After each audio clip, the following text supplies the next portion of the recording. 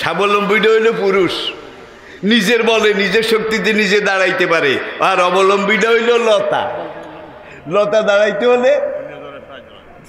দাঁড়াইতে হলে আমার বাড়ি পূর্ব কথা। আমি আপনার এখানে আসছেন এই জন্য আসছি। ওই যে এই রহমান ডাক্তার বাড়ি আছে না, এখানে ওই যে আমার খুব একজন বিয়ে দিছে, তো ওই যে রাব্বানি হুজুর আপনাদের মসজিদে 1 মাস ইয়ে ছিল আর আমি কিছুদিন আগে রুঙ্গি খেলে গেছিলাম। ওইখানে তো আপনার যে এখনো যে ইয়ে আছে আর ওই মাদ্রাসাটাকে আমি কামেল করে দিয়ে তারপরে চলে গেছি। জি, ওই মাদ্রাসার লোকজন, এলাকার লোকজন এখনো আপনারা বলতে পারেন না। আল্লাহ আল্লাহ আল্লাহ। বসেন, আমাদের মেহমান, সম্মানিত মেহমান, একেবারে আমাদের গ্রামের হুজুর, আমাদের অনেক, আমার একেবারে গ্রামের খুব পরিচয় এখন হলো। বসেন। এসপি মুসলিম টিভি, ইসলাম প্রচারের প্রতিচ্ছবি। বালাগাল উলা বিকামালিহি, এটা দুরুদ নয়। সরকারে দো আলম আকায়ে দো জাহাঁ হুজুর নবী করিম সাল্লাল্লাহু আলাইহি ওয়াসাল্লামের তারিফ, প্রশংসা, নাত, নবীজির প্রশংসা সুলভ 4টা লাইন শেখ সাদি সিরাজি রহমতুল্লাহ আলাই, তার নাম আপনারা জানেন। শায়ের ছিলেন, কবি ছিলেন, দার্শনিক ছিলেন, জমানার যুগশ্রেষ্ঠ আলেম ছিলেন। সেই সময় সবচেয়ে বড় আল্লাহর ওলি ছিলেন। একদিন তিনি রাতে তাহাজ্জুদের পরে বসলেন যে আমি তার বিভিন্ন সাহিত্যে, গদ্যে, পদ্যে, গুলিস্তা, বুস্তা থেকে শুরু করে প্রত্যেকটা স্তরে পর্যায়ে হুজুরের প্রশংসা, হুজুরের তারিফ, নাতে রাসূল, এটার উপরে তিনি অনেক অনেক কবিতা লিখেছেন। চেনাতে পসন্দিদা গুইয়াম তোরা, আলাইকা সালাম আয় নবীউল ওয়ারা। আল্লাহু আকবার। শব্দের গ্রন্থ না, ভাবের দোতনা, সুরের ব্যঞ্জনা, একটু দেখুন। এইভাবে আজকে তিনি লিখলেন যে ফার্সিতে তো অনেক লিখলাম, আজকে আরবিতে নবীজির শানে আমি কিছু লিখব। কবিতার ছন্দে তিনি লিখলেন প্রথম লাইন, বালাগাল উলা বিকামালিহি, যার পূর্ণতা সবার উপরে, সমস্ত আম্বিয়া কেরামের উপরে, সকল মানুষের তো উপরে, সমস্ত নবীদেরও উপরে। কাশাফাত দুজা বেজামালিহি, যেই নবীজি দুনিয়া আসার পরে অন্ধকারের ঘোর অমানিসা এটা দূর হয়ে কেটে গিয়ে পুরো দুনিয়াতে জ্যোতির্ময় একটা আলোকবর্তিকা প্রজ্বলিত হয়ে উঠেছিল, জ্বলে উঠেছিল। হাসনাত জামিও খেসালিহি, তার চারিত্রিক প্রত্যেকটা বৈশিষ্ট্য, প্রত্যেকটা দিক, তার ব্যক্তিত্ব, নবুয়ত, রিসালত, তার আচার আচরণ, পরিবার পরিজন, সমাজ, দেশ, রাষ্ট্র, সব কিছু মিলিয়ে তার যেই চারিত্রিক আচরণ, মানবিক আচরণ, হাসনাত জামিউ খেসালিহি, তার প্রত্যেকটা চারিত্রিক বৈশিষ্ট্য সবার উপরে, এমনকি সকল আম্বিয়া কেরাম নবীদেরও উপরে। এই 3 লাইন তিনি স্তবক লিখেছেন। লেখার পরে কোনো সময় আটকেন না, আজকে কিন্তু আটকে গেছেন। এখন সামনের কোন লাইন লিখলে মিলবে এটা মিলাতে পারছেন না। দেখুন, বালাগাল উলা বিকামালিহি, কাশাফাত দুজা বেজামালিহি, হাসনাত জামিউ খেসালিহি। এদুল লেখে আর প্রত্যেক দিন আসে, আজকে আসে না। তিনি ফজর পড়ে একটু ঘুমালেন। এই ঘুমের মধ্যে তিনি খাব দেখলেন, স্বপ্ন দেখলেন যে হে শেখ সাদি, আমার প্রশংসা, তারিফ, নাতে রাসূল যে 3টা লাইন তুমি লিখেছ, এটার সাথে আরেকটা লাইন যোগ করো, সল্লু আলাইহি ওয়া আলিহি। দেখছেন স্বপ্নে নবীজির পক্ষ থেকে। শেখ সাদি সিরাজি রহমতুল্লাহ আলাইহি তিনি সেই তার জমানার বিশ্বের সেরা শায়ের ছিলেন। আবার দেখুন ইমাম বুখারী রহমতুল্লাহ আলাইহি, বুখারী শরীফে যে হাদিসগুলো আছে, এই হাদিসগুলো যেসব সাহাবী, তাবি, তাবে তাবি, হাদিসের রাবি, আবার বলছি সাহাবী, তাবি, তাবে তাবি, হাদিসের রাবি, তাইলে 4 জন। বুখারী রহমতুল্লাহ আলাইহি তিনি যখন এই সহিহ হাদিস যাচাই বাছাই করে লেখা শুরু করলেন, 6 লক্ষ সহিহ হাদিসের তিনি হাফেজ ছিলেন, 6 লাখ। এরপরে আসুন বুখারীতে যে হাদিসগুলো তিনি সংকলন করেছেন, লিখেছেন, প্রত্যেকটা হাদিস হাদ্দাসানা ফুলান, ইমাম বুখারী বলেন আমি আমার ওস্তাদ অমুকের কাছে এই হাদিসটা শুনেছি। কালা হাদ্দাসানা ফুলান, অমুক বলেছে আমি তমুকের কাছে শুনেছি। কালা আখবারানা আমার, সেই তমুক বলেছে আমি তাবি মামারের কাছে শুনেছি।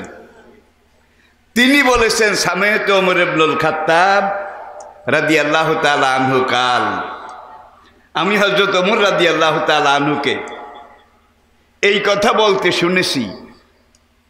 রাআইতু রাসূলুল্লাহ সাল্লাল্লাহু আলাইহি ওয়াসাল্লামা কালা কাযা ওয়া কাযা, সামেতু রাসূলুল্লাহ সাল্লাল্লাহু আলাইহি ওয়াসাল্লামা কালা কাযা ওয়া কাযা আও ফাআলা কাযা ও কাযা। তাহলে এখানে 4 জন লোক। ইমাম বুখারী এই 4 জনের রেফারেন্সে রাসূল পর্যন্ত যাবেন, তাকে যেতে হবে। এখন তিনি বলেন আমি আমার ওস্তাদের কাছে শুনেছি।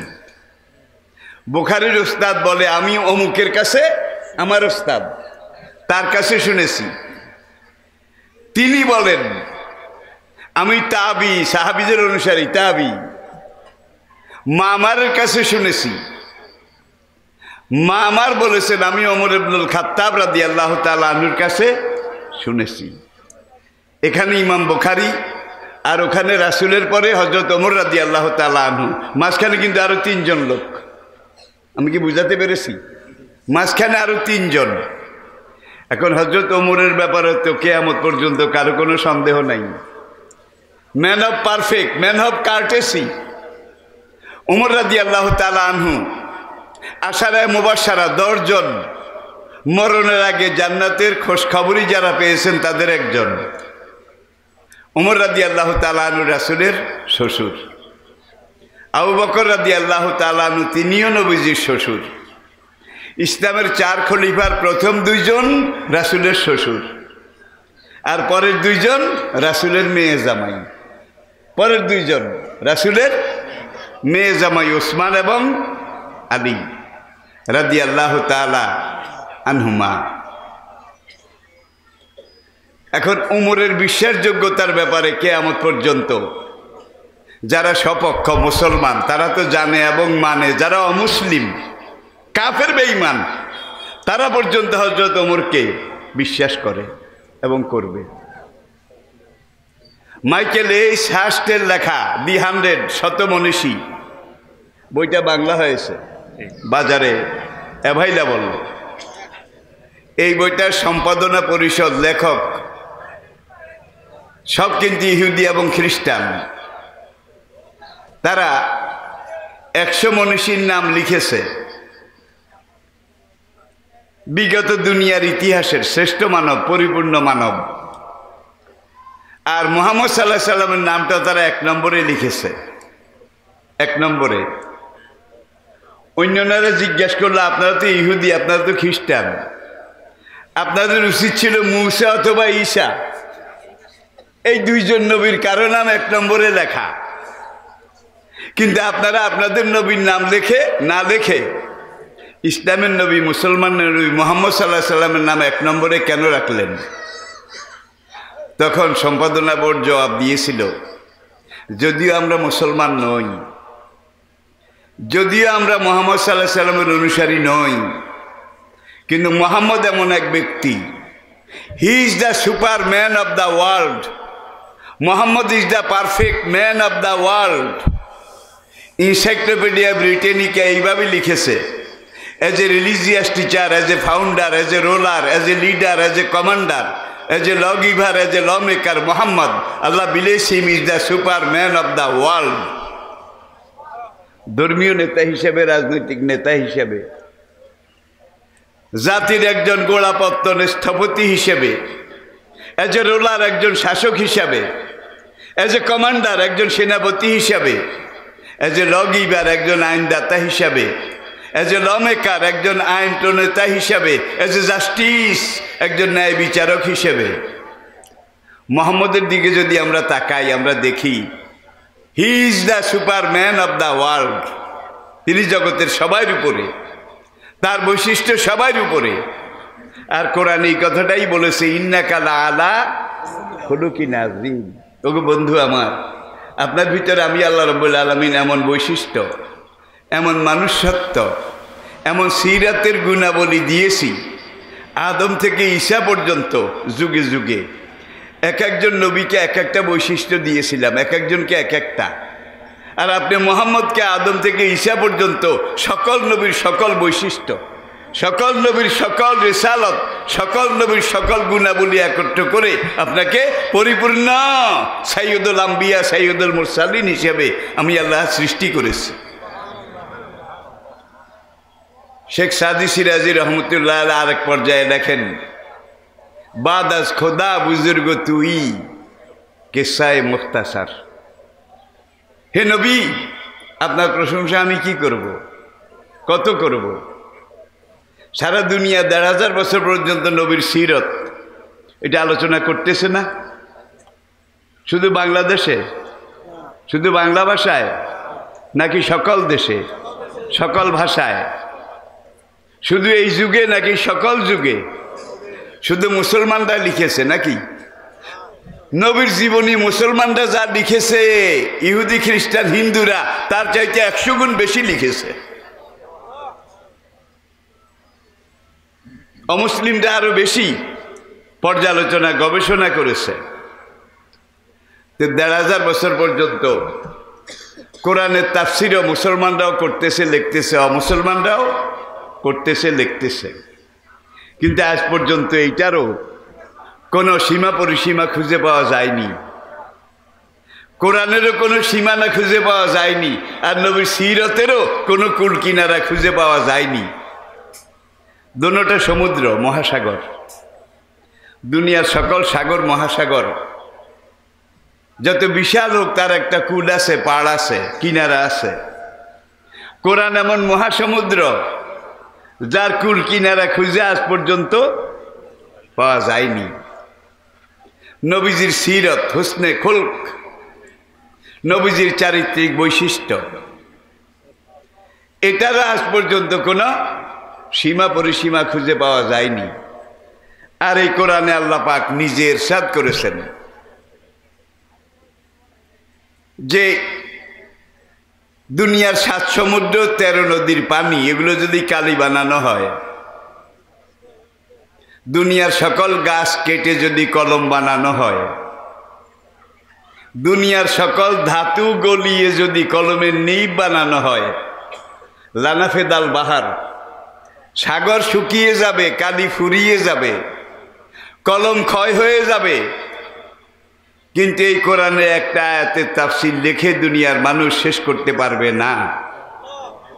নবীজির জীবনের একটা বৈশিষ্ট্য, সিরতের একটা দিক, এটা পর্যবেক্ষণ, পর্যালোচনা, আলোচনা, পর্যবেক্ষণ করে দুনিয়ার মানুষ শেষ করতে পারবে না। ওলাও যে এনা বেমেসলিহি মাদাদা।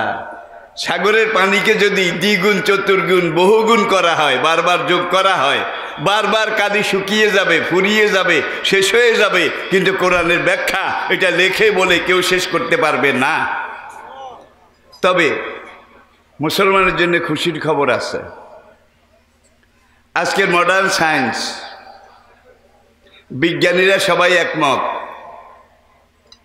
মডার্ন সায়েন্স, আধুনিক বিজ্ঞান আজকে পূর্ণতা লাভ করেছে, পূর্ণতা এসে পৌঁছেছে। আমি ওইটা স্বীকার করি। আধুনিক বিজ্ঞানের যেই লাইন, যেই চ্যানেল, যেই দিক আজকে পরিপূর্ণতা পেয়েছে, পূর্ণ হয়েছে, সেটা আল্লাহর কসম কোরআনে এসে মিলে গেছে। আর আধুনিক বিজ্ঞানের যে সকল রিসার্চ, গবেষণা, চিন্তা চেতনা এখনো কোরআনের সাথে মিলছে না। বুঝতে হবে এই লাইনগুলোতে বিজ্ঞান এখনো ম্যাচিউরড হয়নি, এখনো বালেগ হয়নি, এখনো পরিপূর্ণ হয়নি। যেদিন পূর্ণ হবে, বালেগ হবে, কোরআনে এসে মিলে যেতে বাধ্য হবে। কোরআন কোনো বিজ্ঞান গ্রন্থ নয়, কোরআন কোনো বিজ্ঞানের থিওরিও নয়। কিন্তু ১৫০০ বছর আগে ইয়াসিন আল কোরআনিল হাকিম, আমি আল্লাহ বিজ্ঞানময় কোরআনের কসম করে বলছি। তাহলে একটা উদাহরণ দেব। আজকে আধুনিক বিজ্ঞানের সবচেয়ে বড় আবিষ্কার কম্পিউটার। কম্পিউটারের চাইতে বড় কিছু এখন পর্যন্ত হয় নাই। কম্পিউটার সবচেয়ে উপরে, সবার উপরে, সবচেয়ে বড়। আপনারা শুনলে আনন্দিত হবেন, আজকের কম্পিউটার বিজ্ঞান কোরআনের কাছে সারেন্ডার করেছে। যে আমরা কি ঘোড়ার ডিম কম্পিউটার, মুসলমানের কোরআন দেখা যায় কম্পিউটারের বাবা। এই শতাব্দীর শ্রেষ্ঠ কম্পিউটার বিজ্ঞানী ডক্টর রাশাদ খলিফা, তিনি সহ পশ্চিমী দুনিয়ার বড় বড় কম্পিউটার বিজ্ঞানীরা ৩০ পারা কোরআনকে কম্পিউটারাইজড করেছে। করার পরে তারা দেখেছে, স্বীকার করেছে, কোরআনের প্রথম আয়াত বিসমিল্লাহির রহমানির রহিম নাকি প্রথম আয়াত? কোরআনের প্রথম আয়াত কি? কেউ কেউ মনে করছে এটা আয়াত হলো কেমন, এটা তো বিসমিল্লাহ। কি সূরা নমলে যান, সেখানে একটা আয়াত আছে, ইন্নাহু মিন সুলাইমান ওয়া ইন্নাহু বিসমিল্লাহির রহমানির রহিম। তাহলে বিসমিল্লাহ শুধু বিসমিল্লাহ না, কোরআনের মাঝখানের একটা আয়াত। আর লহে মাহফুজে আল্লাহ কোরআনকে যেইভাবে সেট আপ করেছেন, লিখেছেন, সংরক্ষণ করেছেন, বাল হুয়া কোরআনুম মাজিদ ফি লাউহিম, সেখানে এই বিসমিল্লাহির রহমানির রহিম এটাকে আল্লাহ একবারে কোরআনের প্রথম লিখেছেন। এই বিসমিল্লার মধ্যে আরবি অক্ষর 19টা। কয়টা গণেন নাই বোধহয় কোনো দিন। আজকে বাড়িতে গিয়ে একটু গুনে দেখবেন। এই যে 19টা অক্ষর, সূরা ফাতিহায় যতগুলো অক্ষর আছে মোট দালিন পর্যন্ত, এই অক্ষরগুলোর যোগফল 19 দিয়ে ভাগ করলে মিলে যায়, কোনো ভাগশেষ অবশিষ্ট থাকে না। এরপরে আসেন সূরা ফাতিহার পরে সূরা আল বাকারা। বাকারা শুরুতে আলিফ লাম মিম 3টে অক্ষর আছে। অনেক সূরা শুরুতে এরকম আছে, তাহা, ইয়াসিন, হামিম আছে না? আলিফ লাম রা, আলিফ লাম মিম। প্রত্যেক তাফসীর কারক, এমনকি রাসূলের সাহাবী হযরত আব্দুল্লাহ ইবনে আব্বাস এবং রাসূলের কাছে যেই সাহাবী প্রথম তাফসীর শিখেছেন হযরত উবাই ইবনে কাব রাদিয়াল্লাহু তাআলা আনহুমা, এই দুইজনেও আলিফ লাম মিম হা মিম ইয়াসিন এগুলো তরজমা লিখেছেন আল্লাহু ইয়ালামু বিমুরাদিহি বিযালিকা। হা মিমের কি অর্থ, আলিফ লাম মিমের কি অর্থ, এটা যিনি নাজিল করেছেন তিনি ভালো জানেন, এছাড়া কেউ জানে না। তাহলে দেখা গেল এটা একটা short hand writing, short hand আল্লাহ এবং রাসূলের মাঝে। এটা একটা গোপন সার্কুলার। আর এই গোপন সার্কুলারে রাষ্ট্রীয় ব্যাপারেও কোনো সার্কুলার এমন থাকে যেগুলো প্রশাসনের প্রধান যিনি একমাত্র তিনি জানেন, তিনি এটাকে কার্যকর করবেন, বাস্তবায়ন করবেন। এরপরে আবার কতগুলা ধারা আছে, এই ধারাগুলোর ব্যাপারে আবার ব্র্যাকেটে লেখা আছে not to be circulated for the general public. General পাবলিকের কাছে, আম পাবলিকের কাছে এগুলা বলা যাবে না। এগুলা প্রধান প্রশাসক আর ওই রাষ্ট্রপতি, এই দুইজনের মাঝখানের আগের কালের টেলিগ্রাম আপনারা দেখেন নাই, বুড়ারা দেখছে, আমিও দেখছি। এক পোস্টমাস্টার এখানে, আরেক পোস্টমাস্টার আরেক দেশে, তারা টেলিগ্রাম কিভাবে করতো, টক টক টক টক, ওই টাইপ যেভাবে করে একটা মেশিনের উপরে টক টক টক টক। এখন আমি ওখানে গিয়ে শুনি টক টক টক টক, আপনিও শুনেন টক টক। আসলে কি টক টক? এর মধ্যে কথা আছে, ব্যাখ্যা আছে। এই কথা ব্যাখ্যা যদি আপনাকে বুঝতে হয় তাহলে এটার উপরে আপনাকে আবার স্পেশাল ট্রেনিং, প্রশিক্ষণ দেওয়া লাগবে, ঠিক কিনা বলেন? তাহলে আলিফ লাম মিম হা মিম ইয়াসিন এগুলো টেলিফোনের টরে টক্কা টরে টক্কা। এটা এই দুনিয়ার যিনি, দুনিয়ার ব্রাঞ্চ অফিসের যিনি হেড পোস্ট মাস্টার, আমাদের নবী, আর মহারব্বুল আলামিন যিনি অনন্ত বিশ্ব চরাচরের পোস্টমাস্টার জেনারেল। তুলনা করছি না, বুঝার জন্য একটা উদাহরণ দিলাম। এটা সেই মহান আল্লাহ আর রাসূলের মাঝখানে গোপন কিছু কথাবার্তা, যেগুলা not to be circulated for the general public. সাধারণ পাবলিকের কাছে এগুলো বলা নিষেধ। যার জন্যে একবার শুরু থেকে এই পর্যন্ত ১৫০০ বছরে যত তাফসির, যত ভাষায় মুসলিম অমুসলিম যারাই লিখেছে, আলিফ লাম মিম হা মিম ইয়াসিন এগুলো তর্জমা লিখেছে আল্লাহু ইয়ালামু বেমুরাদিহি বেজালিকা। এটার অর্থ কি? যিনি নাজিল করেছেন তিনিই ভালো জানেন। কিন্তু কম্পিউটার হিসাব করেছে, অর্থ যদিও বোঝে নাই। আলিফ লাম মিম, দ্বিতীয় সূরা আল বাকারা শুরুতে আসেনি? আলিফ লাম মিম জালিকাল কিতাবুল লা রাইবা ফি। কম্পিউটার হিসাব করে দেখছে সূরা বাকারা সবচেয়ে দীর্ঘ লম্বা সূরা। এই সূরাটার মধ্যে আলিফ যতবার আছে, আলিফের যোগফল 19 দিয়ে ভাগ করেছে, মিলে গেছে। এই সূরাটার মধ্যে লাম যতবার আছে পুরা সূরায়, লামের যোগফল 19 দিয়ে ভাগ দিয়েছে, মিলে গেছে। মিম যতবার আছে, মিনের যোগফল 19 দিয়ে ভাগ করেছে, মিলে গেছে। ইয়াসিন অল কোরআনিল হাকিম, ইয়াসিনের তর্জমা তো জানি না ভাই।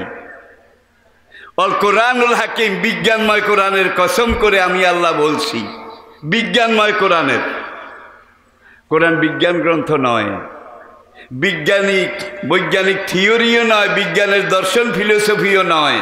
১৫০০ বছর আগে আল্লাহ কোরআনে যতগুলা কথা বলেছে, আজকে বিজ্ঞান অকপটে সবগুলার সামনে আত্মসমর্পণ করতে বাধ্য হয়েছে।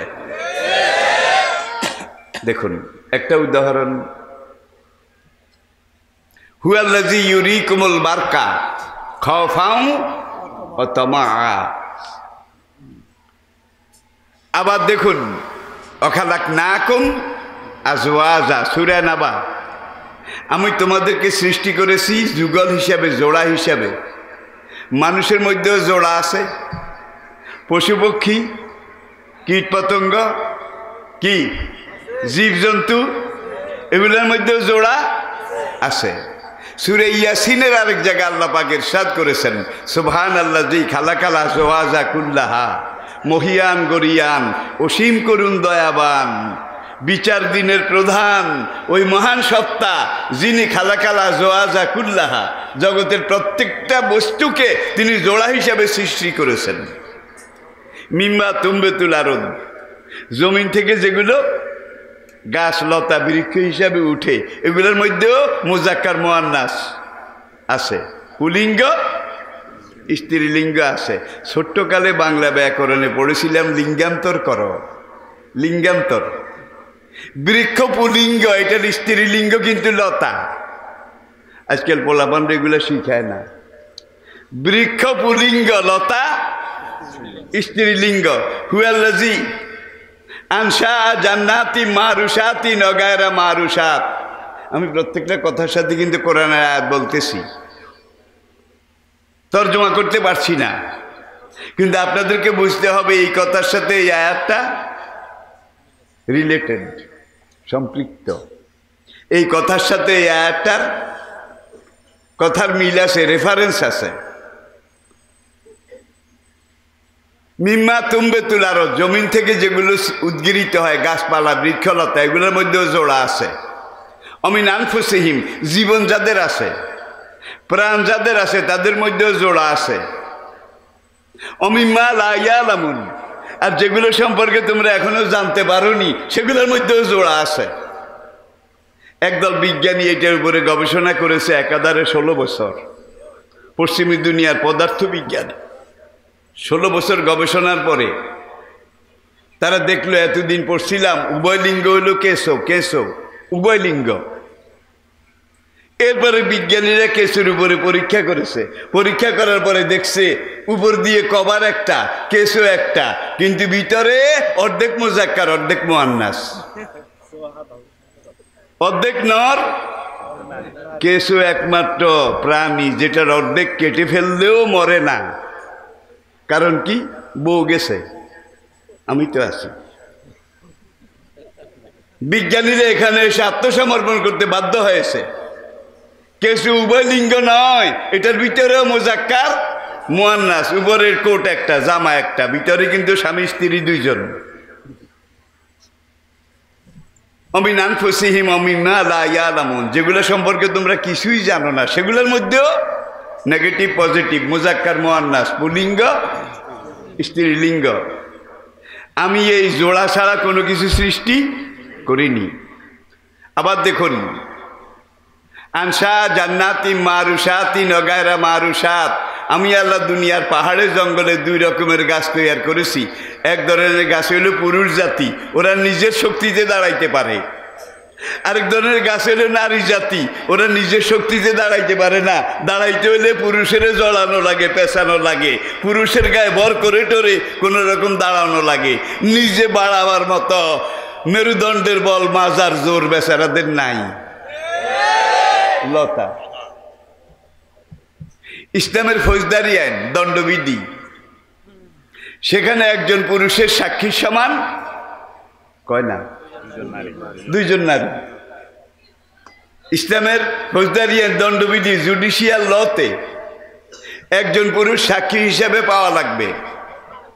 আর 2 পুরুষ যখন সাক্ষী হিসাবে দরকার হয় তখন পুরুষ 2 হলে সারবে, কিন্তু পুরুষ 1 পাওয়া গেছে, আরেকজন নারী। এখন ইসলামের ফৌজদারি আইনের মধ্যে এখানে Qazi Abu Yusuf, he was the chief justice of supreme court of Baghdad. সে উমাইয়া আব্বাসী যুগে একাধারে প্রায় 60 বছর কাজী আবু ইউসুফ, আবু হানিফা রহমতুল্লাহ আলাইহির একজন ছাত্র। তিনি বাগদাদ সুপ্রিম কোর্টের চিফ জাস্টিস ছিলেন।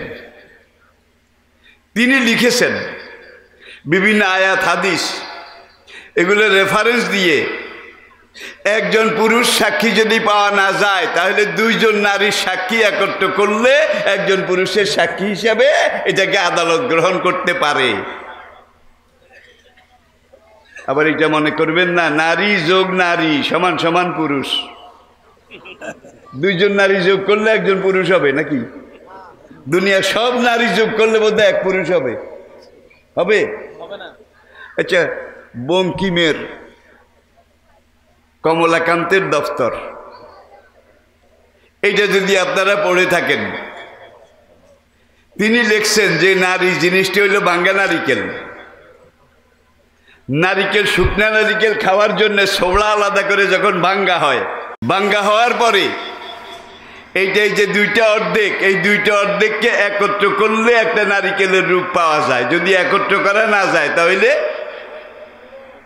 এটার এক পরিপূর্ণ নারিকেল এটা বলা যাবে না। এইটার উপরে গবেষণা করেছে একদল বিজ্ঞানী, দেহ বিজ্ঞানী, শরীর বিজ্ঞানী, একাধারে 1.5 যুগ 18 বছর, যে ইসলাম এখানে নারীর অধিকার খর্ব করেছে। একজন পুরুষের সাক্ষীর সমান কি দুইজন মেয়ে লোক, তাইলে পুরুষের অধিকার যা দিছে নারীরে দিছে তার অর্ধেক। এটা ইসলামের কি ন্যায় বিচার না, এটার উপরে গবেষণা করেছে। করার পরে তারা দেখেছে সারা দুনিয়ার মানুষ তাদের উপরে যখন জরিপ করেছে, তাদের এখানে যে ডায়নামাটা আছে নাকি নাই, ডায়নামা একটা আছে তো, আপনার না বিশ্বাস করেন না, 1 ঘন্টা শ্বাস প্রশ্বাসে একজন পুরুষ যেখানে অক্সিজেন জ্বালায় 1 গ্যালন, বুঝার জন্য বলছি, একজন পুরুষ 1 ঘন্টা তার ডায়নামাটা চালাইতে অক্সিজেন লাগে 1 ডজন, 1 গ্যালন। আর একজন নারী 1 ঘন্টা তার ডায়নামাটা চলতে অক্সিজেন লাগে আধা গ্যালন। আবার বলছি, আমি ওটা বুঝাইতে পারি নাই। 1 ঘন্টা নিঃশ্বাস প্রশ্বাসে একজন পুরুষের অক্সিজেন লাগে তার এই ডায়নামা মেশিন চলার জন্যে 1 গ্যালন, আর একজন নারীর লাগে আধা গ্যালন। এটাতে বিজ্ঞানীরা বলেছে বাবারে বাবা, তাইলে দেখা যায় পুরুষের ইঞ্জিন 10 হর্সেস পাওয়ার, নারীর ইঞ্জিন 5 হর্সেস পাওয়ার, কারণ তেল অর্ধেক লাগে। বুঝাইতে পারি নাই বোধহয়। পুরুষের ইঞ্জিন 10 ঘোড়া, নারীর ইঞ্জিন, ভাই আজকে আধুনিক বিজ্ঞান, আমি আধুনিক বিজ্ঞানের পরিসংখ্যান বলছি, তারা স্বীকার করতে বাধ্য হয়েছে। 1500 বছর আগে ইসলামের নবী যে বলেছেন, ইসলামের দণ্ডবিধি ফৌজদারি আইনে একজন পুরুষের সাক্ষী সমান 5 ঘোড়া যোগ 5 ঘোড়া সমান সমান, পাইছেন 5 ঘোড়া। আজকাল তো আর সবকিছু কম্পিউটারে চলে, কিন্তু একটা ইঞ্জিন তৈরি করার পরে এখনো কোরআন বলছে আমি রেবাতিল খাইলে, ঘোড়া হলো শক্তির উৎস। ঘোড়াকে ট্রেনিং দিয়ে, প্রশিক্ষণ দিয়ে, লাইন দিয়ে ক্যান্টনমেন্টে বেঁধে রাখো। ইসলামের দুশ্মনরা ঘোড়া দেখলে যখন কয় বাবারে বাবা, যেই ঘোড়া, যেই ট্রেনিং, এগুলার দাবড়াই দিলে আমরা ঘোড়ার পায়ের নিচে দলিত, মথিত, চূর্ণ, বিচূর্ণিত, ধুনিত, বিধুনিত, একাকার মেশাকার হয়ে যাব। একাধিক জায়গায় কোরআনে বলেছে ঘোড়া শক্তির উৎস। আর সেই যুগে ঘোড়া ছিল জিহাদের ময়দানে সাজোয়া গাড়ি, সৈন্যদের বহনকারী, মালপত্র বহনকারী সাজোয়া গাড়ি। এখন আর সাজোয়া গাড়ি ঘোড়া না, এখন ইঞ্জিনের গাড়ি। কিন্তু ইঞ্জিনের যেই গাড়িটা সাজোয়া গাড়ি, সেটার ইঞ্জিনের শক্তি এখনো মাপতে ঘোড়া লাগে। যে ইঞ্জিনে কয় ঘোড়া কি, আপনারা যে ইরিখাতে পানি দেন, ওই যে একটা মেশিন আছে না, পানি তোলার মেশিন, এইটার পাওয়ার পাম্প মেশিন। আপনারা ট্যাঙ্কিতে পানি উঠান, এখানে RFL এর মোটর আছে তো, মোটরের উপরে কি লেখা আছে? 10 ঘোড়া, 5 ঘোড়া, 2 ঘোড়া, 1 ঘোড়া।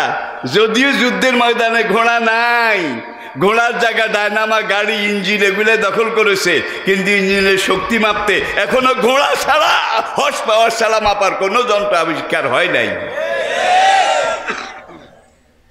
আপনাদের কি অসুবিধা হয়? আসলে আমার আলোচনা কোনো কোনো সময় একটু কঠিন হয়ে যায়। সোজা করে বলতে চাইলেও অনেক কথা সোজা করা যায় না। তাইলে বাগানে 2 ধরনের গাছ, জান্নাতি মারুসাতি নগায়রা মারুসাত, কোরআনে আয়াত। আমি জঙ্গলে পাহাড়ে 2 ধরনের গাছ তৈরি করেছি, একটা হইল স্বাবলম্বী আর একটা অবলম্বী। স্বাবলম্বীটা হইল পুরুষ, নিজের বলে নিজের শক্তিতে নিজে দাঁড়াইতে পারে। আর অবলম্বীটা হইল লতা। লতা দাঁড়াইতে হলে আমার বাড়ি পূর্ব কথা, আমি আপনার এখানে আসছেন এই জন্য আসছি। ওই যে এই রহমান ডাক্তার বাড়ি আছে না, এখানে ওই যে আমার ফুপু একজন বিয়ে দিছে, তো ওই যে রাব্বানি হুজুর আপনাদের মসজিদে 1 মাস ছিল। আর আমি কিছুদিন আগে রুঙ্গি খেলে গেছিলাম, ওইখানে তো আপনার যে এখনো যে আছে আর ওই মাদ্রাসাটাকে আমি কামেল করে দিয়ে তারপরে চলে গেছি। জি, ওই মাদ্রাসার লোকজন, এলাকার লোকজন এখনো আপনারা বলতে পারেন না। বসে আমাদের মেহমান, সম্মানিত মেহমান, একবারে আমাদের গ্রামের হুজুর, আমাদের অনেক, আমার একবারে গ্রামের খুব পরিচয় এখন হলো। বসে চাটা খাওয়ান। আমি বলছিলাম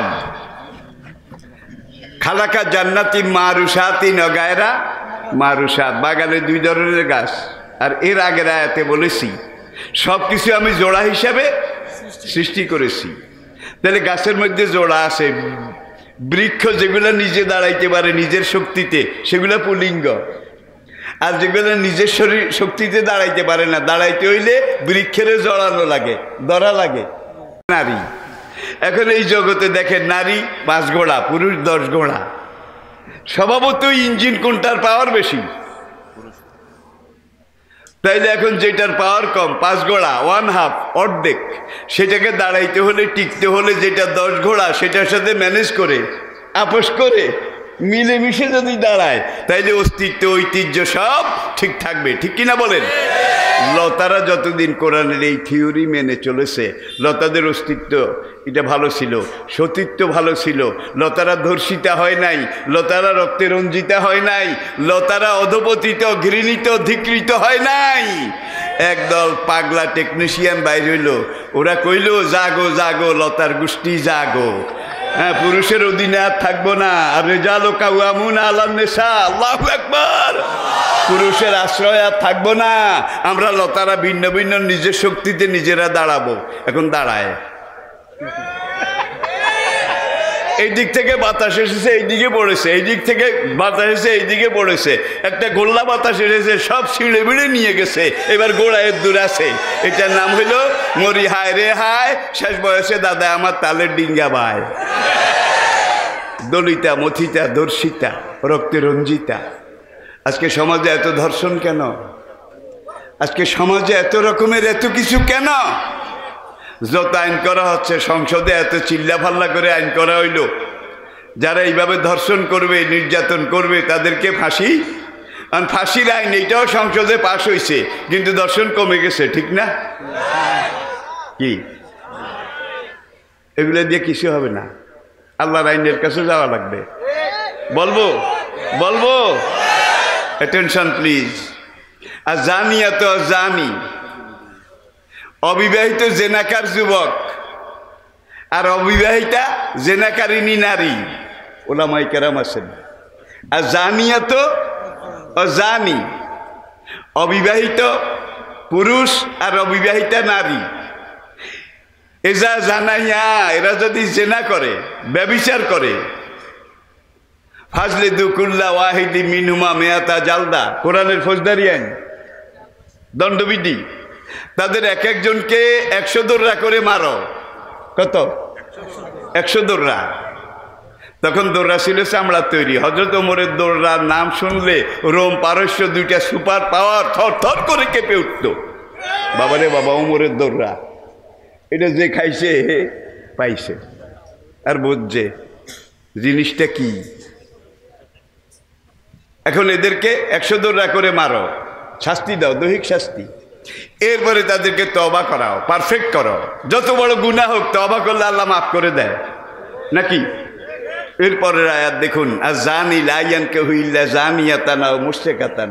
যেই যুবক যেই যুবতীর সাথে, যেই তরুণ যেই তরুণীর সাথে জেনা করেছে, ব্যভিচার করেছে, 100 দৌড়া দোনোজনে মারার পরে ওই যুবক অবশ্যই ওই যেই তরুণীর সাথে জেনা করেছে সেই তরুণীকে বিবাহ করিতে বাধ্য থাকিবে।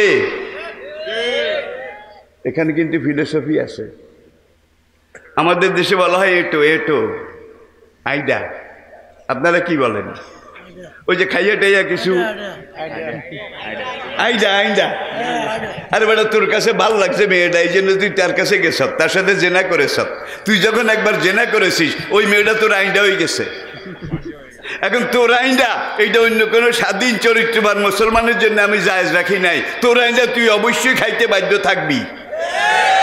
সমাজের যারা দায়িত্বশীল তাদেরকে বলা হয়েছে ওই যুবকটার যে পার্সোনাল প্রফিট আছে, ব্যক্তিগত সম্পত্তি আছে, সম্পদ আছে, সেখান থেকে গুরুত্বপূর্ণ উল্লেখযোগ্য এমন কিছু সম্পদ সেই মুহূর্তে ছেলেটার কাছ থেকে বা ছেলের বাবার কাছ থেকে এটা লিখে ওই মেয়েটার মোহরানা দিয়া দাও। আর মোহরানা একটু ভালো অঙ্কের হইলে ভালো, তাইলে থুইয়া যাবে না, অন্তত পয়সার লোভে হইলে লইয়া থাকবো কি।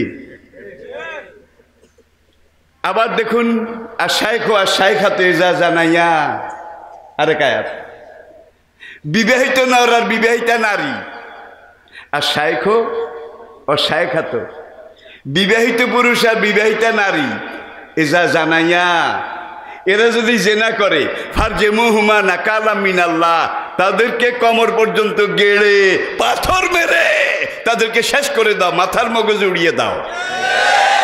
দোনোটাই কিন্তু জেনা। আগে দুইটারে 100 দৌড়া মারো, তওবা করাইয়া বিয়ে পড়াইয়া দাও, তোমার আইডা তুমি খাও, জানে মারে নাই নাকি?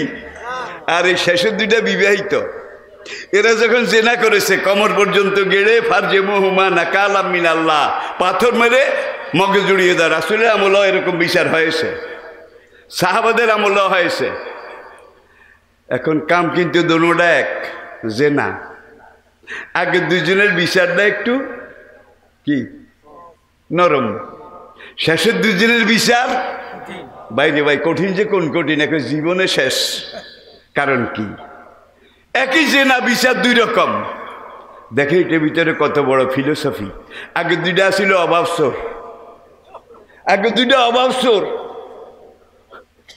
ছেলেটার বউ আসিল না, মেয়েটার স্বামী আসিল না, জীবনের একটা চাহিদা আছে, এই অভাবে চুরি করেছে। আর পরে দুইটার বউ আছে, বউটার স্বামী আছে, দুজন বিবাহিতা। এই দুইটা কিন্তু অভাবসোর না, স্বভাবসোর। অভাবসোরে দেশের বেশি ক্ষতি করে না। আপনার ক্ষেতে দুইটা করল্লা লইয়া যায়, একটা মূলা লইয়া যায়, কিছু ধনিয়া পাতা নিয়ে যায়, কই জালের একটা মাছ নিয়ে যায়, অভাবসোরে গ্রামের। এতে জাতির কোনো ক্ষতি হয় না, দেশীয় অর্থনীতিরও কোনো ক্ষতি হয় না, ব্যক্তির কিছু ক্ষতি হয়। আবার এমন ব্যক্তিও আছে যে ঠিক আছে নেক, ওদের নাই, আমার এখান থেকে না নিলে খাবে ডাকি, এমন গৃহস্থও তো আছে নাকি? নাই। আবার এমন গৃহস্থ আছে খিরা চুরি করে দেখে, এখন খিরা ক্ষেতের কাছে যায় না, কয় যাক খাইছে, অভাবী মানুষ, কিছু নেক। এগুলো অভাবসোর। আল্লাহ এদেরকে রহম করেছে, সমাজে এদেরকে রহম করে। কিন্তু পরের যে দুইটা জেনা করেছে, এই দুইটা কি অভাবসোর নাকি স্বভাবসোর? বাইরে এই বাংলাদেশের অভাবসোরে ডুবাই নাই, ডুবাইছে স্বভাবসোরে। স্বভাবসোরে দেশটাকে শেষ করে দিয়েছে। আমি দুনিয়ার পশ্চিমাঞ্চল, আমেরিকা, ল্যাটিন আমেরিকা পর্যন্ত, ল্যাটিন আমেরিকা পর্যন্ত গিয়েছি, দুনিয়ার শেষ পশ্চিম দিক, পশ্চিম অংশ। এরপরে করোনার আগে আমি ছিলাম Malaysia, Singapore, south Korea, Japan, মানে দুনিয়ার একবারে শেষ পূব মাথায়। দেখলাম যে ভাই বাংলাদেশ, এই দেশের মানুষের শুধু মালয়েশিয়াতে 5,500 সেকেন্ড হোম।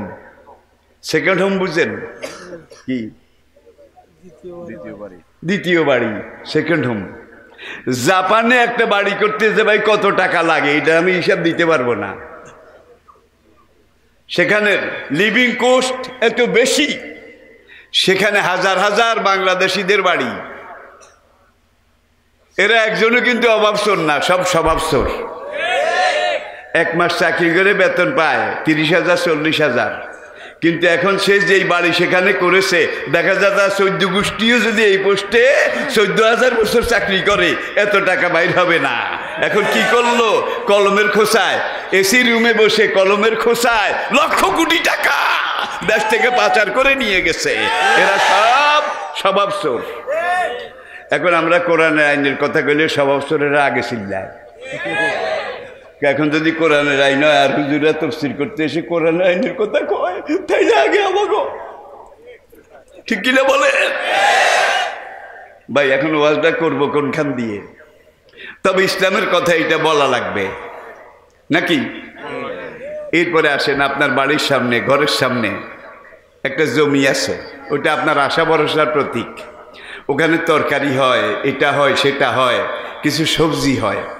এখন আপনি একদিন দেখলেন একটা খারাপ ঘাস জঙ্গলের মুড়া এই ক্ষেতটার মধ্যে গজাইছে।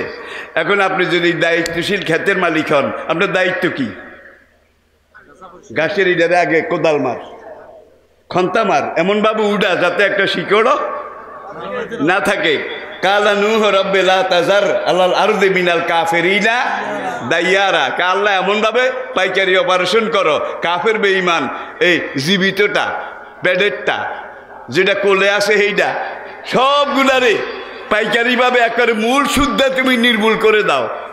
নৌকা যারা হয়ে গেছিল অনেক ইতিহাস, তারা কিরে নুহ পাগলা, তোর নৌকা আগলাম আমরা, পায়খানা করলাম আমরা, আর তুই এখন দোয়া করস আমাদের পেটের দা ইন্নাকে ইন্তাজার হোম ইউদেল্লু এবা দাকা ওলা ইয়ালেদু ইল্লা ফাজরান কাফারা।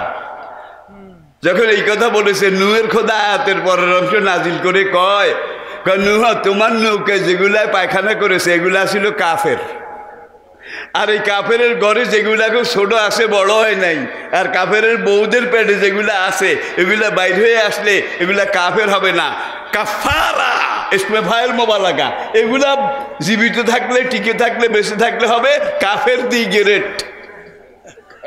সুতরাং আল্লাহর দিনকে রক্ষা করতে হইলে পাইকারি অপারেশন। এখন এই ঘাসের মুড়াটা যদি আপনি অঙ্কুরই শেষ করে দেন তাহলে জমিনটা ভালো থাকবে। আর যদি মুড়া এখানে একটা ওখানে একটা, এটা আমার নিজের মুড়া, এটা আমার ভাইয়ের ছেলের মুড়া, এটা অমুকের, এটা তমুকের, সব ম্যানসেরুমিয়া, এটা অমুকের, এটা নিজের, এটা এই লোকের, কয়েকদিন পরে দেখবেন যে এইবার আর এখানে একটা মূল আর মিশি ফেলার জায়গা নাই, একটা শিমের মিশি ফেলার জায়গা নাই, পুরা খেটটা আগাছায়। আমাদের সমাজের এই অবস্থা কিনা বলেন প্রিয় ভাইরা? তাহলে বুঝা গেল এখন যদি আপনি এই ঘাসের মুড়াটা উপর দিয়ে কদ্দুর কাটেন, কেটে যদি দেখান যে আমি এটাকে অপারেশন করেছি, উপর দিয়ে কাটছেন, উপর দিয়ে কাটলে হবে নাকি মূল শুদ্ধা উঠাইতে হবে? বনু মাকজুম গোত্র, কোরেশদের চুক্তিভুক্ত একটা, কোরেশ বংশের সাথে সম্পৃক্ত বনু মাকজুম, কবিলায় বনু মাকজুম, এই বংশের একটা মেয়ে একটা বদনা চুরি করেছিল। বদনা নবীর কাছে বিচার আসলো, চুরি প্রমাণিত হলো, ইসলামের প্রথম ফৌজদারি আইন। এর আগে কিন্তু এইমাত্র মদিনা ইসলামী রাষ্ট্র ঘোষণা হয়েছে, পরে 2 মাস পরেই ঘটনা এটা চোর ধরা পড়ছে। চোরও নবী বংশের, রাসূলের নিজের বংশের, কোরেশ বংশের। রাসূল রায় দিলেন আর সারে কাতো ফাক্তাউ। আবার এখানে আরেকটা জিনিস কাজী আবু ইউসুফ কেতাবুল খেরাজের মধ্যে লিখেছেন, হাত কাটা হবে স্বভাব চোরের, অভাব চোরের হাত কাটা হবে না, হাত কাটা যাবে না, স্বভাব চোরের হাত কাটা হবে। আপনারা ডরাইয়েন না। অনেক তহসিলদার, অনেক অফিসার, তারা বেতন পায় 10,000 20,000, তারা আমেরিকা কানাডায় সেকেন্ড হোম করেছে, তার 14 গোষ্ঠী 14,000 বছর চাকরি করলেও কানাডার মতো দেশে, জাপানের মতো দেশে, ফ্রান্সের প্যারিসের মতো শহরে সেকেন্ড হোম করার টাকা জোগাড় হবে না। কিন্তু এই টাকা অভাব চোরে নিছে না স্বভাব চোরে নিছে? টাকার পরিমাণও জানি, বলবো না, সময় খারাপ। টাকার হিসাবও আছে আমাদের কাছে, সময় কথা বলবে, সময় কথা বলবে ইনশাআল্লাহ। প্রিয় ভাইয়েরা, এরপরে আসুন, দুধ যদি একবার এইভাবে ওই কি জানি হয় ভাপ উঠে, আর এটারে যদি উঠতে দেন তাহলে পুরা পাতিল খালি হয়ে যাবে। সুতরাং এখানে যদি পাতিল খালি করে ফেলেন, সামনে জজবা এটা তো দরকার আছে, জমা রাখেন। প্রিয় ভাইয়েরা, আর একটা কথা বলে আমি শেষ করছি। ইউরিকুমুল বারকা খাওফাউ ওয়া তামা। তোমরা যে দেখো বর্ষাকালে বৈশাখ মাসে আকাশে বিদ্যুৎ চমকে, এটাকে আপনারা কি বলেন? বিজলি চমকে। তোমরা যে দেখো বিজলি চমকে, খাওফাউ ওয়া তামা, এই বিজলি বিদ্যুতের মধ্যে আমি আল্লাহ তোমাদের জন্য সবচেয়ে বড় শক্তি রেখে দিয়েছি। বলুন সুবহানাল্লাহ। এই বিদ্যুতের মধ্যে তোমা অনেক ফাংশন, অনেক কাজ, অনেক শক্তি এই বিদ্যুতে আমি রেখে দিয়েছি। খাওফান, তালে বেতালে ধরিও না। খাওফান, তালে বেতালে ধরলে কিন্তু ভয়ের কারণও আছে। মিলে নাকি মিলে না? কি মিলে নাকি মিলে না?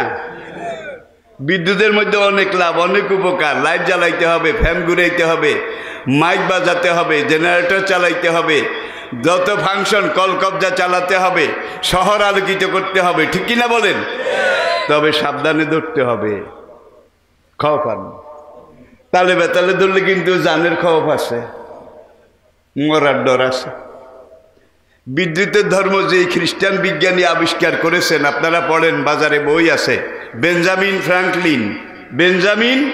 ফ্রাঙ্কলিন একাধারে 20 বছর এই দুইটা আয়াতের উপরে গবেষণা করেছে, সঙ্গে তার 2 জন বন্ধু, 3 জন।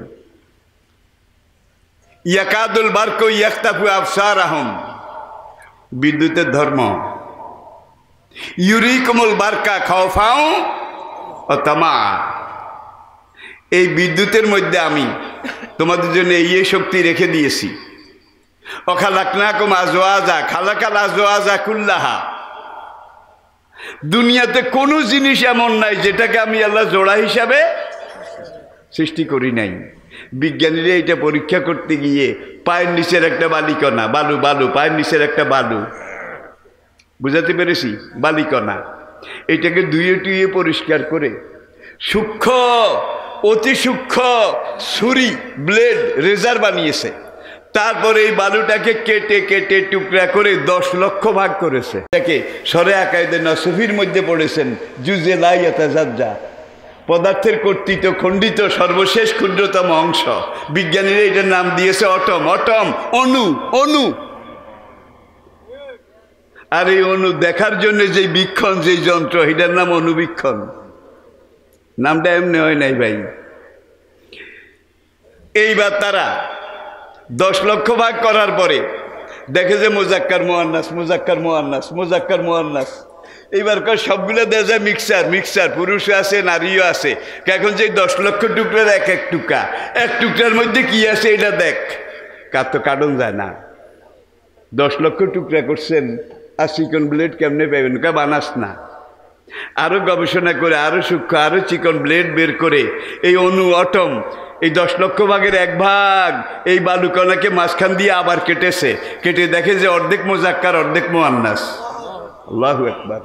খালাকাল আজওয়াজা কুল্লাহা। এখানে এসে আমরা কনফার্ম হইলাম, জোড়া ছাড়া আল্লাহর কোনো সৃষ্টি নাই। এখন বেঞ্জামিন ফ্রাঙ্কলিন সে বিকেলবেলা একটা ঘুড়ি উড়াই দিল আকাশে। ঘুড়ির সুতা ছিল চুলের মতো চিকন, কিছু সুতা লোহার তৈরি, কিছু সুতা তামার তৈরি, কিছু সুতা পিতলের তৈরি।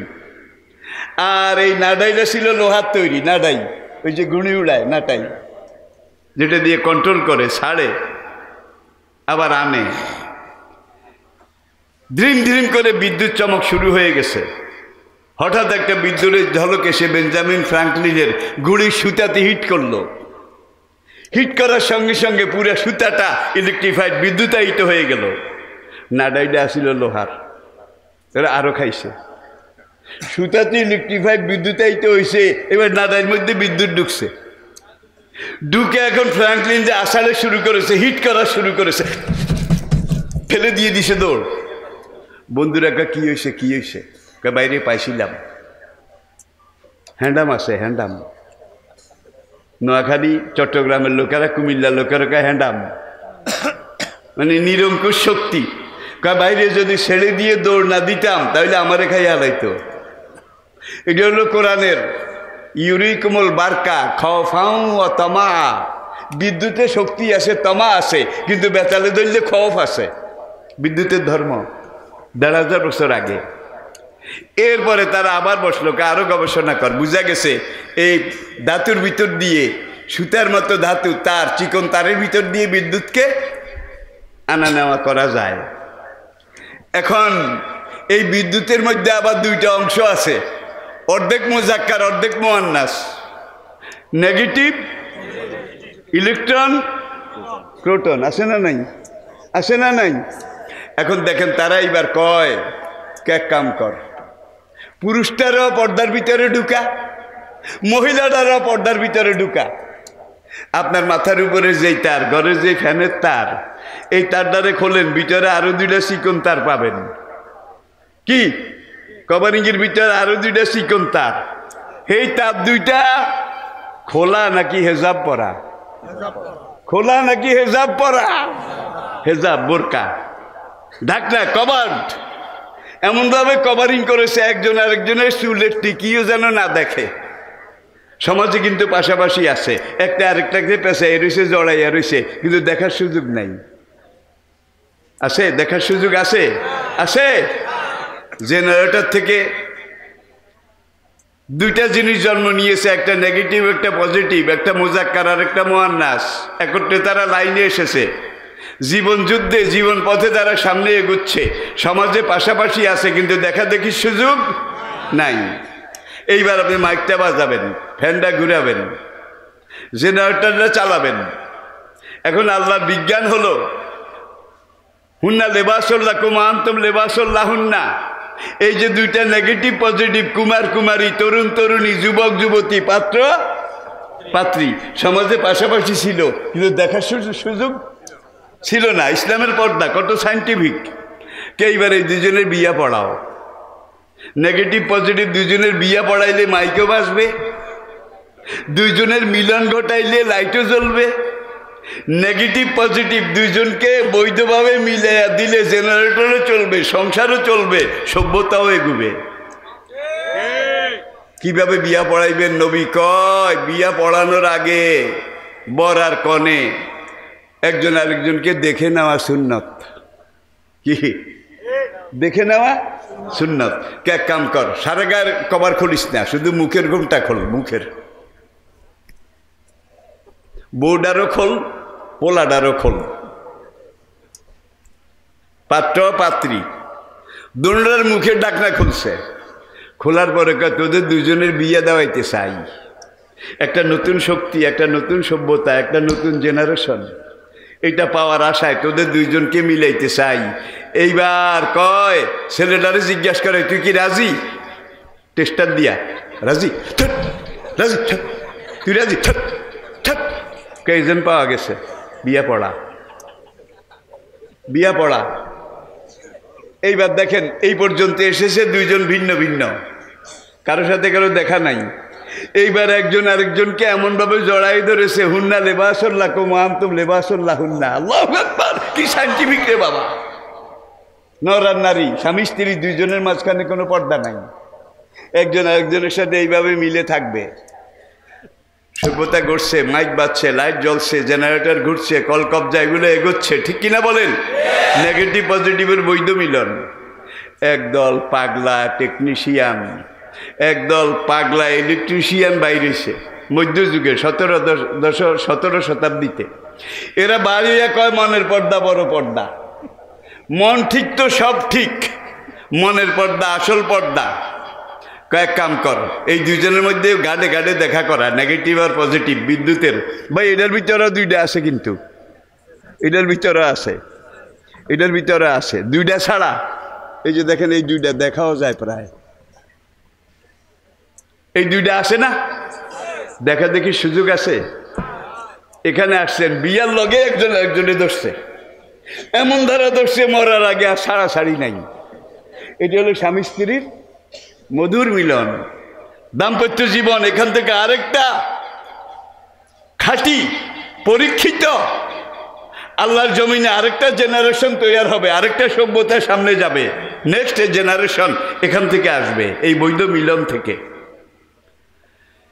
এইবার ওই HSC, SSC, secondary, higher secondary, varsity সব জায়গায় এখান দিয়ে একটু খুললা দে, একজন আরেকজনকে দেখুক মনের পর্দা বড় পর্দা, এখান দিয়ে একটু খুললা দে, এখান দিয়ে একটু খোল, এখান দিয়ে একটু খোল, দোকানে খোল, হাটে খোল, বাজারে খোল, এখানে ওখানে দুজনের একটু দেখা দেখি সুযোগ করা। ভাই এই জায়গায় জায়গায় দেখা দেখি করাইছে, যখন এখান দিয়ে ঢাকনা দুজনে একটু খুলে দিলেন, খুলে দেওয়ার পরে এখন নেগেটিভটাকে আমার মন ঠিক, ঢাকনা খুলে দেওয়ার পজিটিভটাকে আমার তন ঠিক।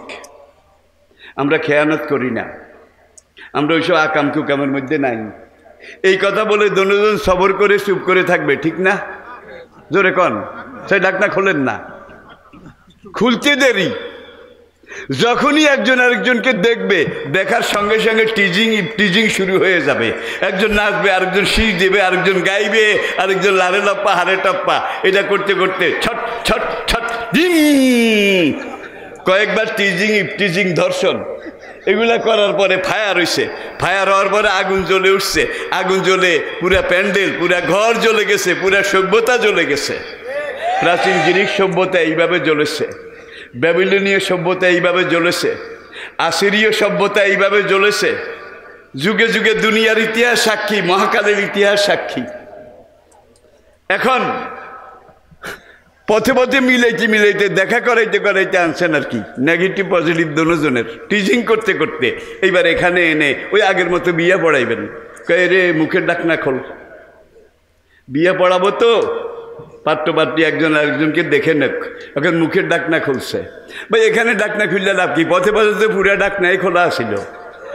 টিজিং। এইবার এখানে খুলে টুলে এইবার ইলেকট্রিশিয়ান এজেন্ট চায়, তোকে দুইজনের বিয়া পড়াইতে চাই, তুই কি রাজি? রাজি রাজি রাজি রাজি এইটাও শর্ট করে না, এইটাও হিট করে না। একজনের সিফিলিস আরেকজনের গনোরিয়া। ডাকাইয়া রাখা মালপানি যা আসিল আগের আলারাই পথে পথে খাইয়া গেছে গা। আমাদের যারা মাঠে খেলে, খেলোয়াড় প্লেয়ার, তাদের এক একজনের বিয়া কয়টা করি হয়েছে? কয় না। ফ্রি সেক্স, ফ্রি মিক্সিং, এই সপ্তাহে তো কত কেলেঙ্কারি, এই সপ্তাহে নগদ করে তাজা। এরপরে যারা সিনেমা অ্যাক্টিং করে, এই করে, নাটক করে, ফাটক করে, আরেকজনের সংসদে এখানে নাটক করে, নাচে আর গায়, আর সংসদেও গায়ে ফাইটটা যায়, কোনখান দিয়ে ফাটে আল্লাহ তাআলা ছাড়া কেউ জানে না। আমেরিকার parliament, British parliament, house of Commons, house of representative, সেখানে 100 জন সদস্যের মধ্যে 98 জন পলিটিশিয়ান, রাজনীতিবিদ 98 জন, আর 2 জন তারা দেখে দেখে এমন লোক বেছে দেয় যারা একদিকে রাজনীতিবিদ, আরেকজনের ব্যবসায়ী, আরেকদিকে সমাজের নেতা। আর এমন এমন সংসদও দুনিয়াতে আছে যেখানে সংসদে 80% ব্যবসায়ী। কি 80% ব্যবসায়ী। এরপরে যে 20% আছে, এই 20% মধ্যে নর্তকী আছে, নায়িকা আছে, গায়িকা আছে, খেলোয়াড় আছে, প্লেয়ার আছে। মনে হয় যেন একটা হজবরল। আল্লাহ পাক আমাদেরকে বুঝার তৌফিক দান করুন। তবে আলহামদুলিল্লাহ আমরা আল্লাহর শুকরগুজারি করি। করোনা আন্তর্জাতিক গজব। এর আগে কিন্তু করোনার আগে দুনিয়ার এক এক দেশে বিভিন্ন সময় বিভিন্ন এলাকায় হয়েছে, পুরো দুনিয়াব্যাপী এট এ টাইম, এক সময় এইভাবে আর হয় নাই করোনা ভাইরাস। আর বর্তমান বিশ্বের সবচেয়ে বড় শক্তি, সুপার পাওয়ার আমেরিকা, নাকি? আমেরিকারে ধরেছে সবচেয়ে আস্তে, জোরে কর, আমেরিকারে ধরছে সবচেয়ে আস্তে। তো তোর গেন্ডি যত মোটা, তোরে আমি করোনা দিয়েও ধরবো তত মোটা। আমেরিকা 1 নম্বরে আছে, কি আক্রান্তের দিকে, মৃত্যুর দিকে। এরপরে গত 9 মাস 10 মাস 2 নম্বরে আসিল ব্রাজিল, লাতিন আমেরিকার আরেকটা বিশাল আরেকটা দেশ ব্রাজিল। গত 1 মাস আগে ব্রাজিল গেছে, ব্রাজিল আসিল 2 নম্বরে, গত 1 মাস আগে ব্রাজিল গেছে 3 নম্বরে। আমাদের হৃদয়ের বন্ধু, প্রাণের বন্ধু, দিলের বন্ধু, মনের বন্ধু, তারা 2 নম্বরে আইছে, এটা আপনারা জানেন। আর এই আমেরিকা গত 40 বছরে 1980 থেকে হিসাবটা করেন না, এই আমেরিকা ফিলিস্তিনে কত লাখ মানুষ মেরেছে, ইরাকে কত লাখ, সিরিয়ায় কত লাখ, বসনিয়া কত লাখ, ফিলিস্তিনে কত লাখ লাখ মুসলমান মেরেছে। আল্লাহ এবার নিজের হাতে ধরছে। ইন্না বাচ্চা রাব্বিকা, তোমার রবে সহজে ধরে না, যখন ধরে সাঁড়াশি দিয়ে ধরে। ওই একটা কালো রঙের মাছ আছে, জিলের মধ্যে ডুবিয়া বাইং মাছ ধরে। বাইং মাছ ভাই বড় শক্ত, এটারে ধরা এত কঠিন ভাই, 3 বার ছাই লাগাইলেও কন্ট্রোল করা যায় না। আর ওর ঠোঁট দুইটারে আল্লাহ এমন ব্লেড বানাইয়া দিছে, পানিতে ডুব দেয়, মোটা মোটা বাইং মাছ ধরে। কোনো একটা বাইং মাছ ওর ঠোঁটের এখান থেকে আজ পর্যন্ত স্লিপ করতে আমি দেখি নাই। আপনারা দেখছেন কিনা আপনারা ভালো জানেন। ইন্না বাচ্চা রাব্বিকা লাশাদীদ। হে নবী, আপনার রব সহজে ধরে না, ধরে না, ছাড় দেয়। ফেরাউনরে ছাড় দিয়েছে, নমরুদে ছাড় দিয়েছে, সাদ্দাদে ছাড় দিয়েছে, কিন্তু কাউকে ছেড়ে দেয় নাই। বার্মা আজ থেকে 2 বছর আগে 12 লক্ষ মুসলমান রিফিউজি বানিয়ে আমাদের দেশে পাঠাই দিয়েছে। কত মুসলমান জবাই করেছে, আগুন দিয়ে পুড়েছে, কত মা বোনকে ধর্ষণ করেছে। যে সুসি এতগুলা পুরস্কার পেয়েছে, নোবেল প্রাইজ সহ, সবগুলা রিটার্ন ব্যাক। যারা পুরস্কার দিছে তারা ফিরাইয়া নিছে, যারা পুরস্কার দিছে তারা ফিরাইয়া নিছে। এতে সুসির শাস্তি হয় নাই। গাম্বিয়া আফ্রিকার একটা মুসলমান দেশ, ছোট দেশ গাম্বিয়া। সেই গাম্বিয়া আন্তর্জাতিক আদালতে বাংলাদেশের পক্ষ হইয়া বার্মার বিরুদ্ধে মামলা দায়ের করেছে গাম্বিয়া। তাহলে মুসলমানের দুঃখে মুসলমান কান্দে, আর আশপাশে যারা অমুসলমান বন্ধু আছে তারা সব দুধ খানেওয়ালা বন্ধু, রক্ত দেওয়া বন্ধু একজনও নাই, সর খাওয়ার মতো বন্ধু। ঠিক কিনা বলেন? সেই অং সান সুচি আজকে 20-25 দিন হয়ে গেল, সে কোথায় আছে তার কোনো খবর নাই। তার মন্ত্রিসভার লোকেরা কোথায় আছে তারও কোনো খবর নাই। কোরআনে একটা আয়াত আমার মনে পড়ে গেল, ওলাউলা দাফা আল্লাহুন নাসা বাদুহুম বিবাদিন লাফাসাদাতিন আরদ।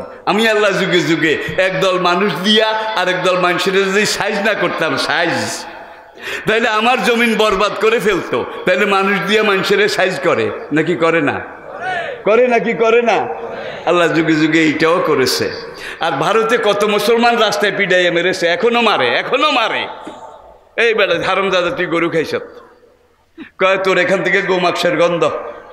গাড়ি চালাইয়া যায়, কয় তোর গাড়িতে গোমাংস আছে। বা এখন গরুর গোস্ত বাদ দিয়া ওরা গাদার মাংস পাইকারি হারে খাইতে আছে। গাদার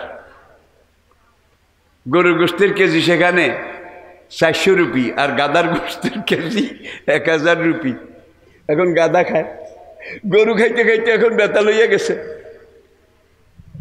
প্রিয় ভাইয়েরা, আমি কাউকে আঘাত করার জন্য কথাগুলা বলছি না। সেখানে কত মুসলমান কত মসজিদ ভেঙে ফেলেছে, কত মসজিদ বিরান করে ফেলেছে।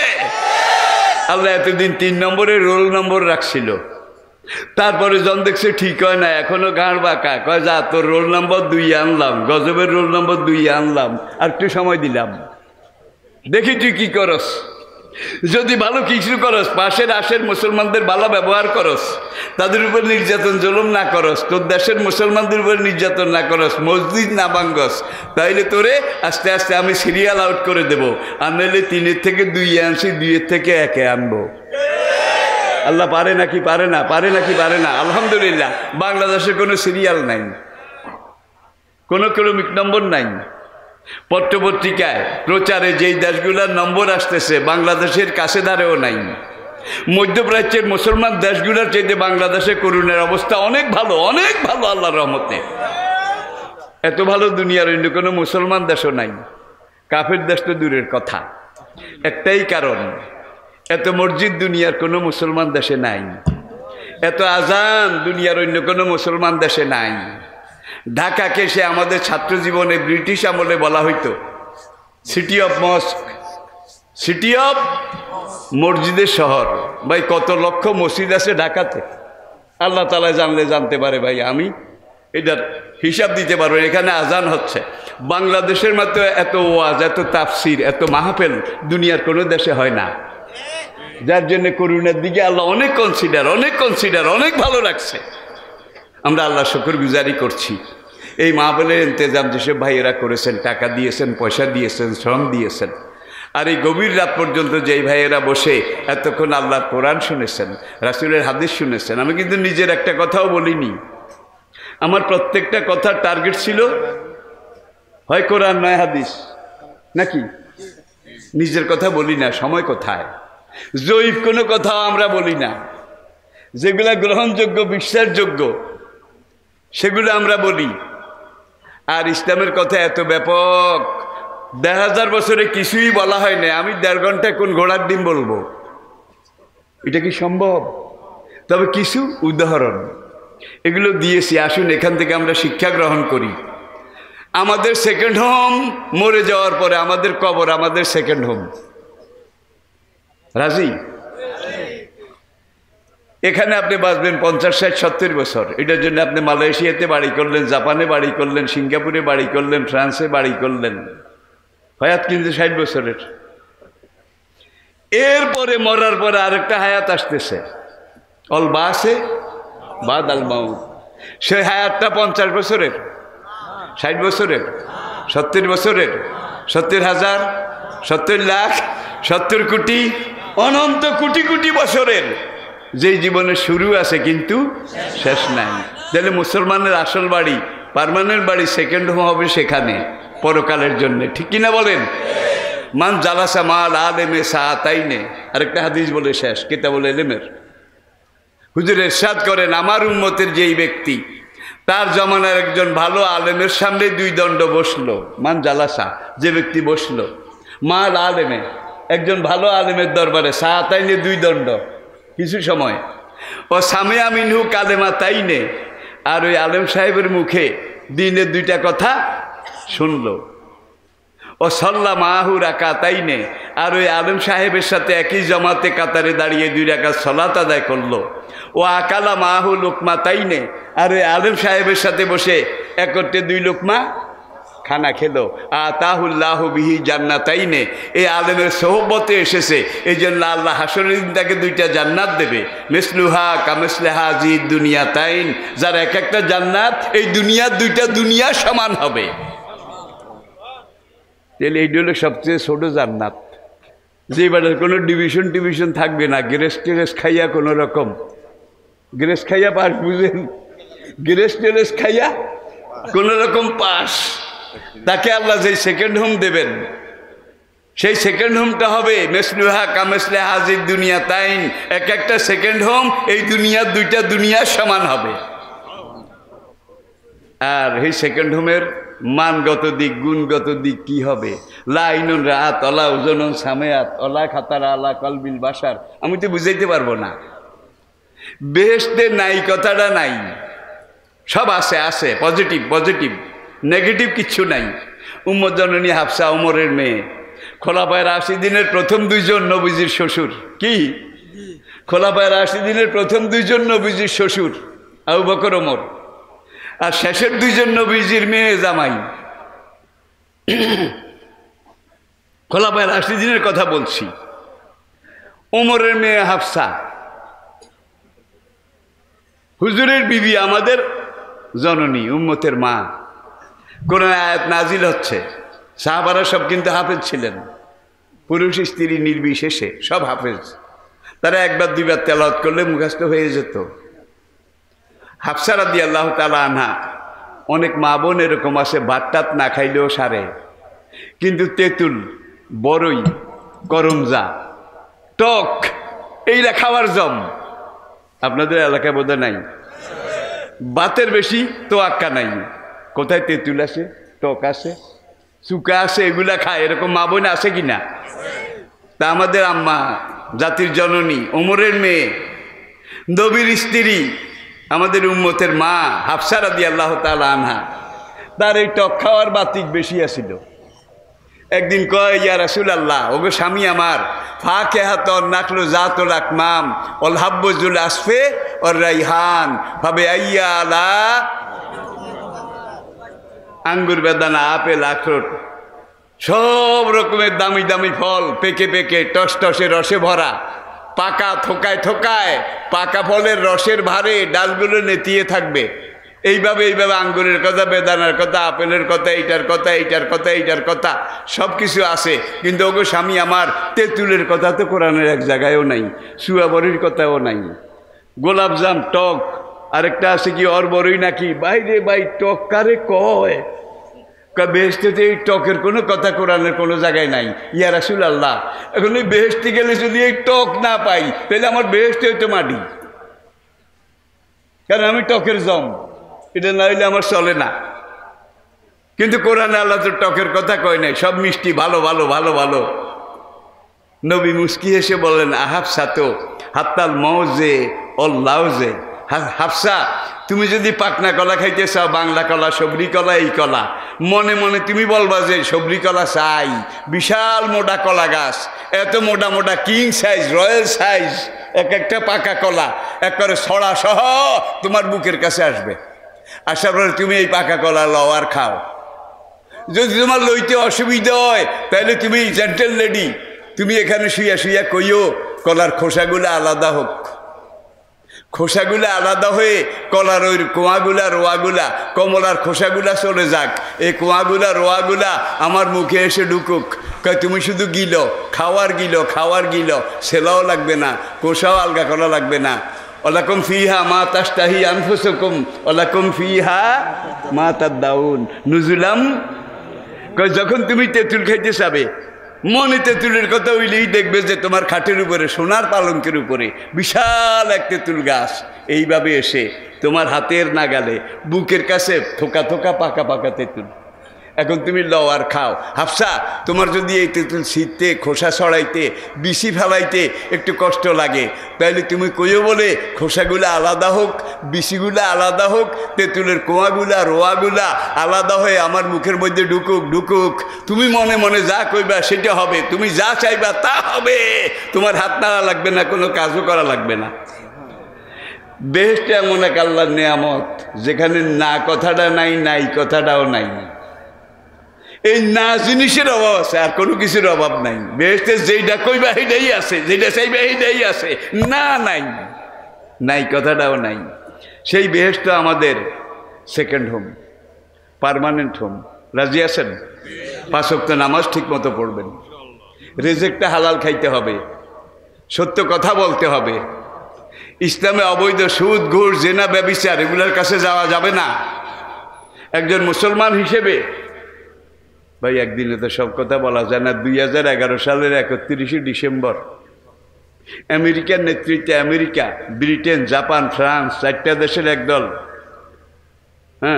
অর্থনৈতিক পণ্ডিত, অর্থবিজ্ঞানী, তারা গত যীশু খ্রিস্টের জন্মের পর থেকে একটা গবেষণা করেছে যে যীশু খ্রিস্টের জন্মের পর থেকে 2019 সালের 31শে ডিসেম্বর পর্যন্ত এই 2020 বছরে দুনিয়ার সবচেয়ে ধনী ব্যক্তি কে ছিল? এখন তো বিল গেটস। এইটাকে যখন তারা টালি করেছে, দেখা গেল রাসূলের সাহাবা হযরত আব্দুর রহমান ইবনে আওফ রাদিয়াল্লাহু তাআলা আনহু, হি ওয়াজ ওয়ান অফ দ্য আশারায়ে মুবাশশারা। দুনিয়াতে জীবিত থাকতে আল্লাহ জিবরাইলকে দিয়ে নবীর মাধ্যমে যাকে বেহেশতের সুসংবাদ দিছে, আশারায়ে মুবাশশারা। বিল গেটসের বর্তমান সম্পদ, এটার পরিমাণ হলো 2.4 মার্কিন ইউএস বিলিয়ন ডলার। আর আব্দুর রহমান ইবনে আওফ রাদিয়াল্লাহু তাআলা আনহু তিনি যখন ইন্তেকাল করলেন, ইন্তেকাল করার পরে আগের রাতে তিনি একটা ওসিয়তনামা লিখেছেন যে আমি মরে যাওয়ার পরে আমাকে দাফন করে 3 দিনের ভিতরে আমার যত সম্পদ, যত জায়গা আছে সবগুলো সম্পদকে 3 দিনের ভিতরে সদকা করে দিতে হবে, দান করে দিতে হবে।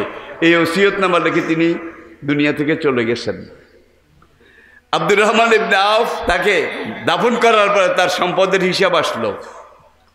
তার ব্যবসা এত ব্যাপক ছিল, নেটওয়ার্ক এত শক্ত ছিল, পুরা আরব জজিরা, পুরা সিরিয়া, দামাস্ক, ইয়ামাম, তেহামা, মিশর, এমন কোনো শহর ছিল না যেখানে তার আড়ত ছিল না, এমন কোনো শহর ছিল না যেখানে তার দোকান শোরুম ছিল না, এমন কোনো শহর ছিল না যেখানে তার ব্যবসার কর্মকাণ্ড ছিল না। ব্যবসার পরে 3 দিনের ভিতরে প্রত্যেকটা আড়ত, প্রত্যেকটা মন্ডি, প্রত্যেকটা শোরুম, প্রত্যেকটা গোডাউন, বিভিন্ন দেশ থেকে, অঞ্চল থেকে হিসাবগুলো আসলো। আসার পরে দেখা গেল আব্দুর রহমান ইবনে আওফের সম্পদের পরিমাণ 6.6 বিলিয়ন ইউএস ডলার, বিল গেটসের 2.4, আর আব্দুর রহমান ইবনে আওফের 6.6। 3 দিনের মধ্যে সব আল্লাহ রাস্তায়। একদিন মদিনার মধ্যে একটা হইচই, এই আসতেছে আসতেছে আসতেছে, মানুষ দৌড়াদৌড়ি করে। কি হয়েছে কি হয়েছে? আব্দুর রহমান ইবনে আওফের একটা বাণিজ্য কাফেলা সিরিয়া থেকে আসে, মরুভূমিতে দেখা যায় উটের লাইন, কিন্তু শেষ মাথা দেখা যায় না। তাওয়ারিখের মধ্যে লিখেছে সেখানে 750টা মাল বোঝাই উঠছিল। এমন এমন উট ছিল যে উটের পিঠে শুধু সোনা ছিল, চাঁদি ছিল, মূল্যবান মরমর পাথর ছিল। আব্দুর রহমান ইবনে আওফের কাফেলা আসতেছে, একটা কাফেলা, দিনের মধ্যে কয়েকটা আসে, বিভিন্ন লোকের আসে, ইনারও আসে। এই কাফেলার মধ্যে 750টা মাল বোঝাই উট। উট মদিনা ঢুকতেছে, প্রথমটা ঢুকবে, এমন সময় এক গরিব ভাই আব্দুর রহমান ইবনে আওফের কাছে, আমার আল্লাহর রাস্তে কিছু দেন, দেন আল্লাহর রাস্তে কিছু দেন। আব্দুর রহমান ইবনে আওফ রাদিয়াল্লাহু তাআলা আনহু বললেন, এই যে আমার উটের কাফেলা মদিনায় ঢুকতেছে, এখান থেকে তোর উট যেটা পছন্দ বেশি হয় মাল সহ, এই উটটা তুই লই যা। এই বেটাও সে আনা না, 6.5 আনা। উটের প্রথম যেটা, পালের প্রথম গ্রুপ লিডার, এটা সবচেয়ে বড়, সবচেয়ে সুন্দর, এইটার পিঠের মালটা সবচেয়ে দামি। ওই গরিব বেটাকে এই প্রথমটা দেন, আগেরটা। আব্দুর রহমান ইবনে আওফকে নাও, যেটা কেছে এই ডে নাও। ভাই এখন এই ফকির বেটায় উটের রশি ধরে বাড়ির দিকে নেয়, এখন ওই বাকি 750টা এটার পিছে পিছে। ওরা যত পিড়ায়, যত ফিরায়, যত একবার আহত করে রক্ত বাইর করেছে, কিন্তু ওই আগেরটার লগে সব যায়। আব্দুর রহমান ইবনে আওফের কাছে এসে উটের রাখাল, সে বলে যে কাম তো শেষ। কয় কি? কয় প্রথমটা দিয়ে দিচ্ছেন, এখন সবগুলো ওইটার লগে যায়। পিটতে পিটতে আমরা হয়রান হয়ে গেছি, ফিরাইতে পারি না। কয় যাই, তোরা বাধা যাস কেন, যাইতে দে, সব লই যাক, সব লই যাক, সব দিয়ে দিচ্ছে। আরেকজনের কথা কইলে তো আপনাদের এখন মাথা গরম হয়ে যাবে। সবচেয়ে কম দাম, কম পয়সা যারে সদকা দিতেন, হযরত সোহাইব রুমি, যাকে সবচেয়ে কম দান করতেন, যেই দানটা সবচেয়ে ছোট ছিল, এত ছোট ছিল, ওই ফকির বেটা, গরিব বেটা এই দানটা গ্রহণ করার পরে তার উপরে যাকাত ফরজ হয়ে যেত। সাংঘাতিক কথা। কিন্তু এই দানটা গ্রহণ করার পরে এই গরিব বেটার উপরে যাকাত ফরজ হয়ে যেত। এইভাবে তারা 2 হাতে দিছেন, কিন্তু সম্পদ শেষ হওয়া তো দূরের কথা, কমাইতেও পারেন।